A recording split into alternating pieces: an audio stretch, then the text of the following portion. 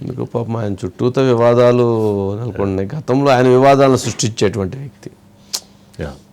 ఎవరు లెజెండరీ, ఎవరు సెలబ్రిటీ అని మొదలుపెట్టి వివాదానికి ఆయన చేసేవాడు లేదు. ఎక్కడైనా ఏదైనా ఇష్యూ ఉంటే దాన్ని ఆయన రైజ్ చేసేవాడు. లేక కాలేజీలో గొడవ ఉంటే అప్పుడు ప్రభుత్వం మీద విరచకపోయినటువంటి నెక్స్ట్ ఇట్లాంటివి చాలా ఉన్నాయి ఆయనకు సంబంధించి. మరి అలాంటివన్నీ అక్కడ ఉంటే ఇప్పుడు మోహన్ బాబు చుట్టూతా అనేక వివాదాలు, ఆయన మీద కేసు, ఆయన మీద అరెస్ట్ వారెంట్స్, ఆయన ఎప్పుడు లేనిది పోయి ఆయన మీడియా పట్ల వ్యవహరించినటువంటి విధానం తప్పు. వాళ్ళ అన్న తండ్రి కొడుకులు కొట్టుకున్నటువంటి వివాదం అది ఇంకో రకంగా ఉండేది. ఎప్పుడైతే మీడియా మీద ఆయన దాడి చేశాడో ఇప్పుడు ఆయన దానికి సంబంధించి ఆయన పశ్చాత్తాపడాల్సిందే. ఆయన పోయి సారీ చెప్పినట్లున్నారు వెళ్ళి. సరే ఏదేమైనా కానీ కేసు విషయంలో ఆయన ఇప్పుడు ఎదుర్కోక తప్పదు. ఓం గారు అన్నట్లున్నారు కదా.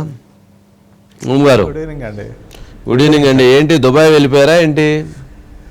అంటే ఇప్పుడు వివాదాల చుట్టూ కొందరు ఉంటారు, కొందరు చుట్టూ వివాదాలు ఉంటాయండి మీరు అన్నట్టుగా. అది అర్థం కాని పరిస్థితి. ఇప్పుడు మోహన్ బాబు గారు వివాదాల్లో ఉంటున్నారా, మోహన్ బాబు గారి చుట్టూ వివాదాలు ఉంటున్నాయని. కానీ ఏదైనా కానీ రెండు రకాలుగాను నిజమేనండి. ఎందుకంటే మోహన్ బాబు గారు అంటే ఆయన ఎప్పుడైనా కానీ ఒక వేదిక మీదకి వెళ్ళారు, లేకపోతే ఏదైనా ఫంక్షన్లో మాట్లాడుతున్నారు అంటే ఆయన ఏ టర్న్ తీసుకుంటారో, ఎవరిని కార్నర్ చేస్తారో, ఏం మాట్లాడతారో అనేటువంటిది ఆసక్తి చాలా మందికి ఉండేదండి. కానీ ఈ రోజున 550 చిత్రాల్లో నటించిన వ్యక్తి, దాదాపుగా 5 దశాబ్దాల పాటు సినిమా రంగంలో ఉన్న వ్యక్తి ఉన్నారా లేకపోతే దుబాయ్కి వెళ్ళిపోయారా అని మీడియా ఒక చర్చించుకోవడం అనేది చాలా ఒక రకంగా బాధాకరంగా అనిపిస్తుందండి. అది కూడా స్పష్టంగా తెలియట్లేదండి. ఎందుకంటే పోలీసులు ఏమంటున్నారంటే అంతకుముందు కూడానంటే మేము 3 చోట్ల ఆయన గురించి గాలించాము, ఆయన లేరు అని చెప్పి పోలీసులు స్పష్టంగా చెప్పారండి. కానీ ఆ తర్వాత లేదు నేను ఇంటిలోనే ఉన్నాను. ఎందుకంటే ఈ రోజున ఏమైపోయిందంటే ఒక ప్రైవేట్ లైఫ్ అయిన తర్వాత అండి, ఒక పెద్ద పెద్ద విల్లాస్లో ఉంటున్న తర్వాత లోపల వ్యక్తి ఉన్నారా లేదా జనానికి తెలియదండి. బయటికి వెళ్ళిన వ్యక్తి మళ్ళీ లోపలికి వస్తున్నారా తెలియదండి. ఎందుకంటే ఆ కార్లు కానీ ఇవన్నీ కానీ చూసినప్పుడు.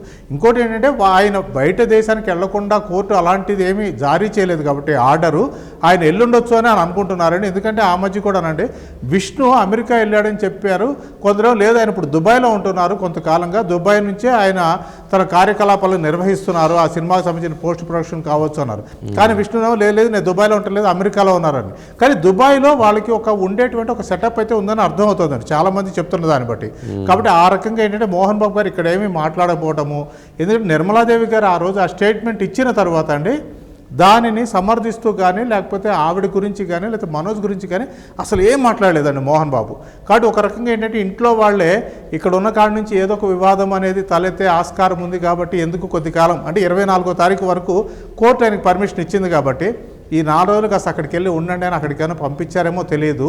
ఆయన వైపు నుంచి ఇప్పటిదాకైతే ప్రకటన రాలేదండి. లాస్ట్ టైం ఏమో నేను ఊళ్ళో ఉన్నాను అని చెప్పారు. ఇంట్లో ఆయన వయసు ఆయన ఆయన లెగసీకి మరి ఇప్పుడు ఈ టైంలో ఆయనకి ఇటువంటి కష్టాలు అయితే కరెక్ట్ కాదు. కొడుకులు తీసుకొచ్చిన కష్టాలు తప్ప అవన్నీ అవి కాదు కదా. కాబట్టి కొడుకులు ప్రయోజకులు అయితే తండ్రులు ఆనందపడతారు. కానీ కొడుకులు వివాదాలకు తండ్రిని తీసుకొచ్చి ఈ వయసులో వాళ్ళిద్దరిని ఇబ్బంది పెడుతూ ఉంటే వాళ్ళకి మరి బాధే కదా.